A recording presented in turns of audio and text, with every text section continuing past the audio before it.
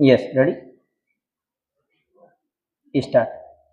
अध्यक्ष महोदय, मैं अपनी टिप्पणियों को मध्य प्रदेश पंचायती राज अधिनियम के कुछ प्रमुख पहलुओं तक सीमित रखूंगा। मुझे इस अधिनियम के अंतर्गत बनाए गए नियमों को देखने का अवसर नहीं मिला है। नियम कानून के महत्वपूर्ण अंग होते हैं और प्रावधानों को उचित ढंग से समझने में सहायता पहुंचाते हैं, तो भी हमें उन परिवर्तनों की जानकारी है जिन्हें सितंबर 1994 में संशोधन के जरिए इस अधिनियम में लाया गया। संवैधानिक आदेश बहुत स्पष्ट है।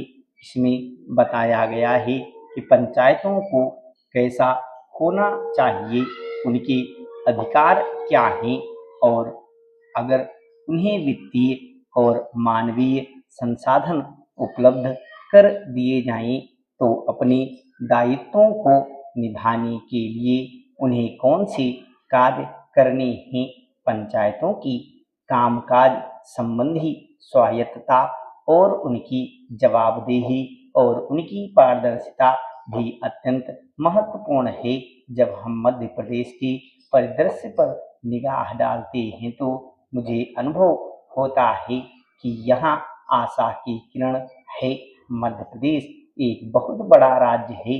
इसकी जनसंख्या लगभग 7 करोड़ है और यह देश का सबसे बड़ा राज्य है।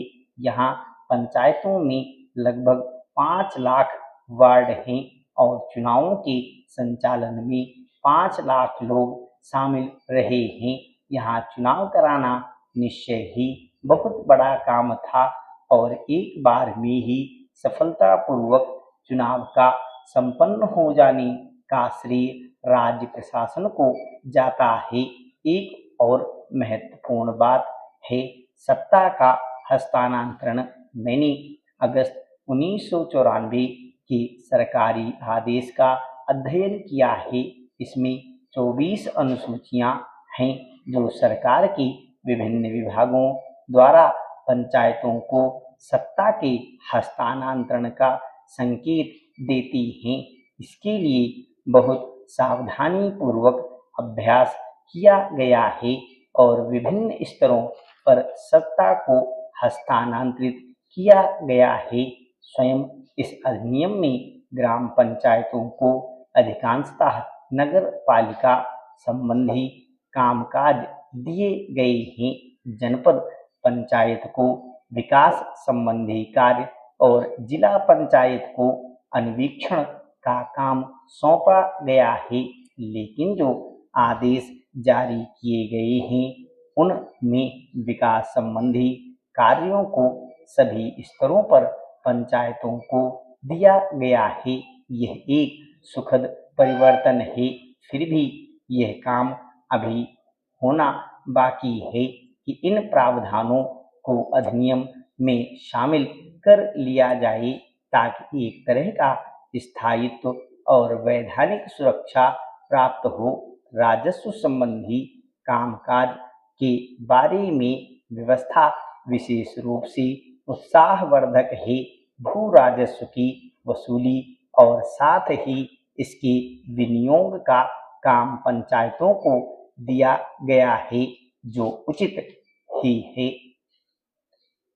देश भर में जब भी लोकसभा या किसी राज्य की विधानसभा के लिए चुनाव की घोषणा होती है तो आचार संहिता लागू होने के बाद अमूमन हर राज्य से निर्वाचन आयोग की ओर से चलाए गए अभियान के तहत भारी मात्रा में शराब, अवैध नकद, रास, मादक पदार्थ आदि की जब्ती की खबरें आती हैं।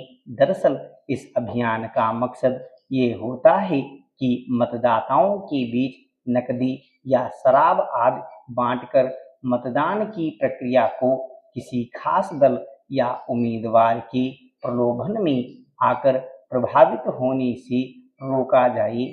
आदर्श और सिद्धांत रूप में निर्वाचन आयोग की यह कवायद लोकतंत्र की मजबूती को कायम रखने का अभियान है, मगर सवाल है कि बहुत लंबे समय से और लगभग हर चुनाव के पहले इस तरह के अभियान में भारी मात्रा में अवैध वस्तुओं और पैसों की जब्ती के बावजूद अब तक इस चलन पर रोक क्यों नहीं लगाई जा सकी है। निर्वाचन आयोग ऐसी ठोस व्यवस्था क्यों नहीं कर सका है जिससे कोई भी दल या उसके उम्मीदवार चुनावी रिश्वत के रूप में पैसे, शराब, मादक पदार्थ या फिर कोई वस्तु देकर मतदाताओं को लुभाने की कोशिश न करें। गौरतलब है कि बिहार विधानसभा चुनाव के लिए कल पहले चरण का मतदान है। उससे पहले चुनाव आयोग ने जिस तरह अपने अभियान के तहत अवैध सामान और नकदी की जब्ती की खबर दी है, उससे साफ है कि बिहार की चुनाव प्रक्रिया को स्वस्थ मतदान के बजाय अन्य कारकों से प्रभावित करने की कोशिश हो रही है। आयोग की एक रिपोर्ट के मुताबिक बिहार में अब तक 9.62 करोड़ रुपए नकद, 42.14 करोड़ रुपए मूल्य की शराब, 24.61 करोड़ रुपए मूल्य के मादक पदार्थ, करीब 6 करोड़ रुपए की कीमती धातुएं और इसके अलावा 26 करोड़ रुपए से अधिक की मुफ्त बांटी जाने वाली अन्य वस्तुएं जब्त की गई हैं। यह कोई छिपी बात नहीं है कि कुछ दल या उम्मीदवार जब इससे आशंकित होते हैं कि लोगों के बीच उनका पर्याप्त समर्थन नहीं है और वे चुनाव हार सकते हैं, तब वे मतदाताओं को रिझाने के लिए गैरकानूनी तरीके से नकदी, शराब या अन्य मादक पदार्थ मुफ्त बांटने का सहारा लेते हैं। जाहिर है, ऐसी कवायदें स्वच्छ और स्वतंत्र मतदान को प्रभावित करके लोकतांत्रिक प्रक्रिया को कमजोर करने की कोशिश है। चुनाव आयोग की ओर से इस तरह की हरकतों के खिलाफ अभियान तो चलाए जाते हैं और बड़े पैमाने पर अवैध राशि और सामान की जब्ती की जाती है।